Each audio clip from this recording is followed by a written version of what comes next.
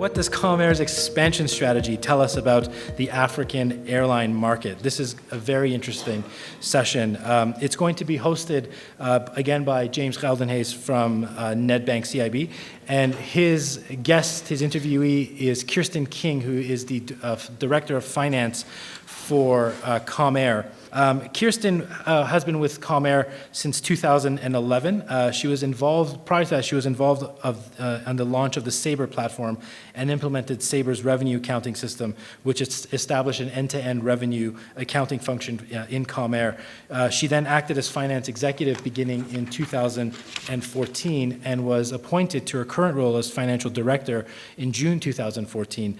In 2008, she was appointed as the head of shared services portfolio that includes finance, human resources, governance risk, compliance, legal, and properties. So she's basically Comair. I'll invite both of them up, and I look forward to the session. Thank you. Welcome back, everybody. Kirsten, thank you for joining us. We really appreciate this and that you take some time out and joining us here. Everybody really appreciate it. And it's great that you're willing to have a chat with us. So, like I said just at the table now, I think I should kick off with what is top of mind. What is top of mind? Yeah, I think probably our fleet availability is top of mind for Comair at the moment. If you have a look at our results from June 19, our stripping out the SAA award, our normalized earnings actually declined from 370 million down to 55 million after tax. So that was quite a spectacular fall from grace. And although some of those things are as a result of the fuel and currency deterioration, fuel and currency is something that we always experience in airlines. So that's kind of normalized expenditure. But the second cost issue that we faced was around fleet availability specifically. In the first half, we had some challenges with maintenance capacity availability from our maintenance supplier, which necessitated wet leasing. And in the second half, we had the problem with the MAX. The MAX was supposed to solve all our problems and return everything to normality in terms of fleet availability. And of course, we didn't anticipate the grounding of the MAX. So once again, necessitating wet leases, which is very punitive. Quite an impact, yeah. So that's when I say you're a little bit lucky and a little bit unlucky. So having to just that one delivered, we got one. It's got quite an impact for you. Yeah. But obviously the non-delivery is also have an impact for you because obviously your capacity planning and your schedule was zooming for growth. Was affected and will be affected going forward. So we've obviously planned, we know about as much as everybody else in this room about return to service dates. We've heard that Boeing would like to target a November recertification, and then there's still a whole process to return the aircraft to service thereafter. So we're hoping to get January, February next year, potentially at least our first aircraft back up in the air. But obviously if that doesn't happen, there's going to be continued fleet availability issues in Comair's fleet. And then and why I said fleet availability is top of mind, it's going to continue to be an issue for us because we are transitioning our fleet from SAA technical for line maintenance purposes to Lufthansa. And that process is going to take 18 months, and while the aircraft is actually transitioned, it's grounded for... so what we'll try to do is we'll try to time that with the C checks that pertain to those aircraft. But obviously if there's any issues in terms of documentation and extraction, those aircraft could be down longer than those anticipated maintenance events, placing further fleet availability constraints. It seems like your work is cut out for you. It's certainly not going to be. And in terms of the market, the South African market typically being very competitive, are your competitors? Are you see the similar constraints with a Sapphire and a Mango? So I think that Sapphire is a formidable competitor, and I think one of their major advantages is, of course, that they've got their own maintenance facility. Okay, of course. Mango's in the same space as we are, and of course SAA as well. So we all use SAA Technical. So I think that we'll all be in the same pot, and we need to take control of our maintenance. That is our overall strategy. It will take some time, but that's where we're heading. So thanks for that. So anybody that's got NGs available straight away, can you please put your name on the list? No, they also think it's funny. So thanks for that. So I think the performance is good. So as a proudly South African, I always love telling the story wherever I go that we have an airline that's been now 73 years profitable. 73. So I think it's tough, but congratulations. Thanks. It's well done.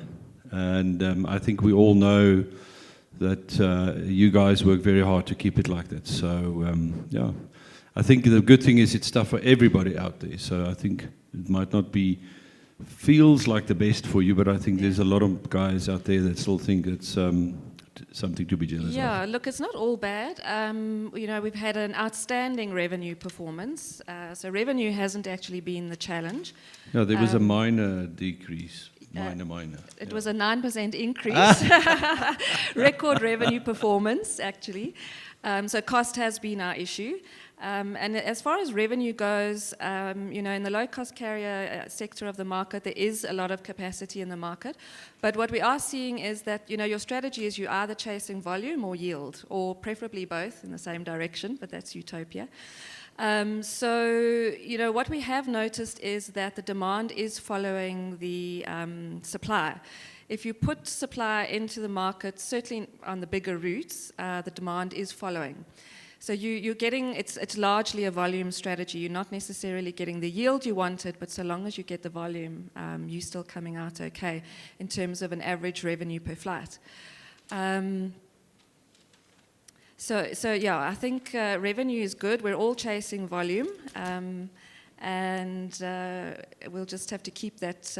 I don't know if we'll see bigger increases, and I think in terms of the overall market size, the overall market's growing in terms of volume, but in terms of total revenue, I'm not convinced that it is growing. So we're all scrapping after the passenger numbers same growing passenger and revenue stay the same. Yeah.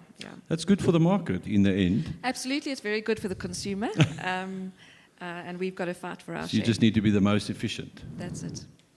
Which brings you back to availability, which you guys are actively working on, which brings us to Star Air Cargo. You want to talk a little bit about that? Yeah, so Star Air Cargo, we have acquired Star Air Cargo subject to Competition Commission approval. The acquisition, the whole strategy around that acquisition was to actually buy Star Air Maintenance.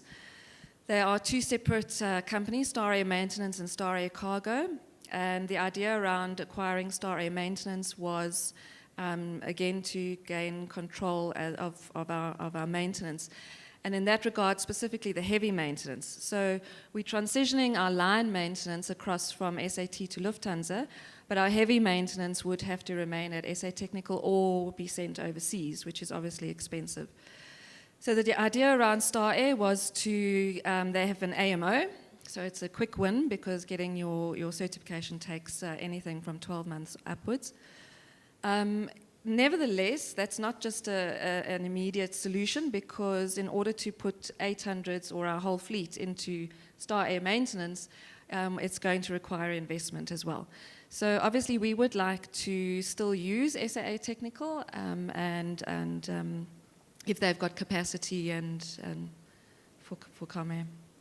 I think what's good about it is that you guys are showing proper planning and looking towards the future in terms of not being vulnerable on your maintenance. And I think that's a good signal to the market, which is obviously testimony to Comair being quite an efficient and always profitable airline. So in terms of your non-airline, your other businesses, you have seemed to be quite active in that, and you also have now a joint CEO position, where it's my understanding that Renel will be looking after the aviation or the airline side of things, and Glenn will be more involved on the ancillary or alternative business side of things.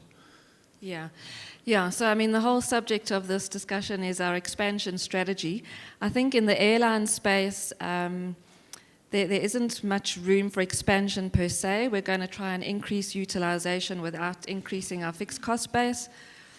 And to that end, we actually have put a headcount freeze in place as well in light of the fleet availability challenges that we may or may not face ahead. As far as the joint CEO arrangement goes, that arrangement typically does have its challenges. I'm not going to lie. But the two of them certainly have skills that complement each other really well. Ronel's excellent operationally, and Glenn has an outstanding financial background as well as experience in the airline space. So I think that the two of them together make quite a formidable team. And I think that as far as the non-airline business goes, we won't invest as aggressively in the next year or so. Just because of the fleet availability constraints that I've outlined already. So there isn't as much capacity to invest, but that business is doing nicely, and we will continue to focus on it as the opportunity arises. And I think that's why you've been successful over many years, because you're always very careful in cash conservation. So, and obviously your cash generation is still online. But as you said, that you have these unexpected pressure on your cash flows, and I think then it's very prudent to perhaps not invest so much on the alternative stuff. So I think that's great. Talking about the expansion, maybe a little bit about your route network. Clearly, that has now been impacted not only by the MAXes, but also by the maintenance issues that we experience in the region.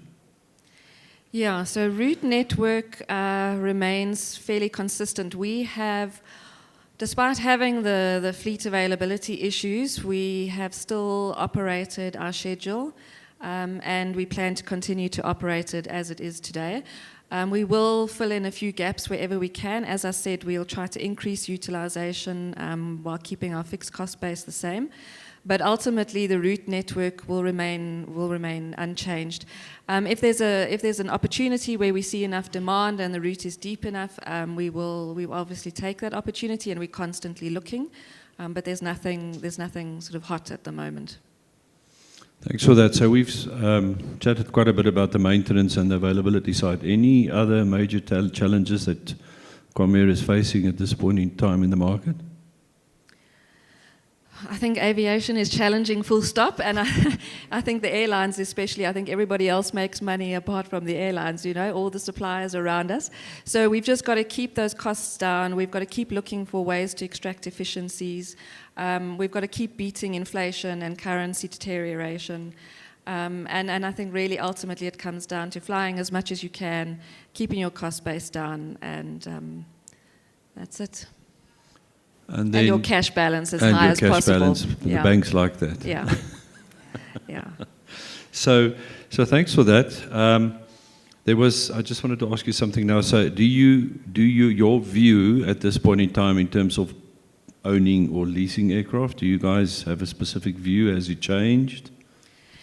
Yeah, so that is actually something we are looking at.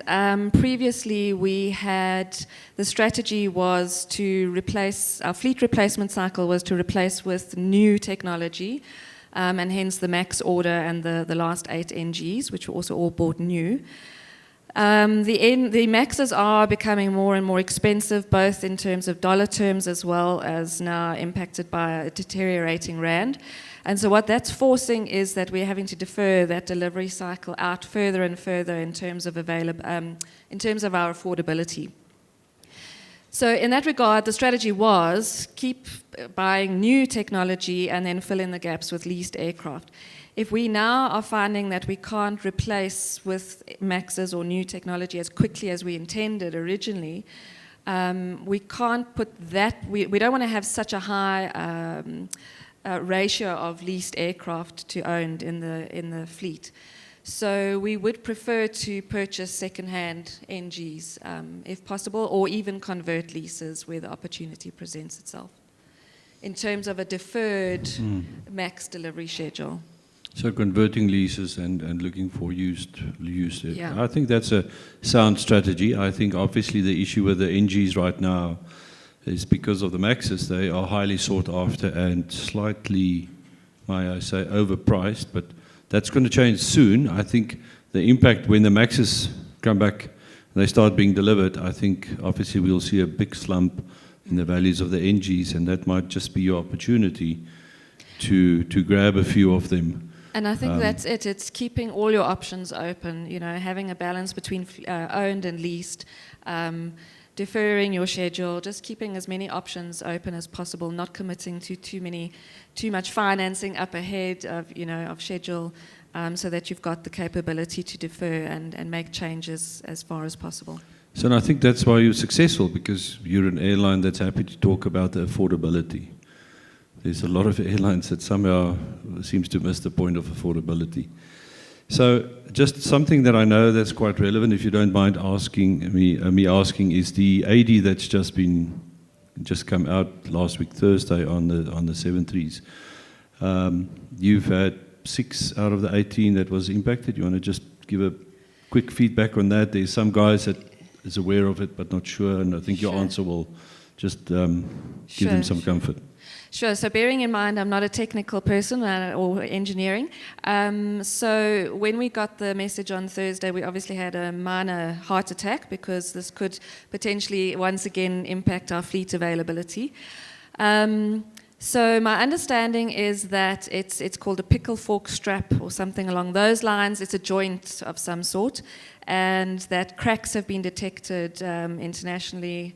And all the aircraft, in terms of a vintage of, I think, 30,000 cycles and upwards, fell into the risk category. We are quite lucky. 6 of our aircraft fell into that category in terms of vintage, and 5 of those were inspected over the weekend, and they've come out clear. 1 more is going in tonight to be inspected. So hopefully all 6, touch wood, will come out fine. But that will impact. Perfect. That's very good to hear. Kirsten, thank you very much. This is super appreciated, and thanks for being open and honest. And I think everybody sits here. We wanna learn from the best, and I think you guys are doing a good job. And congratulations in very difficult conditions. Thanks for having me.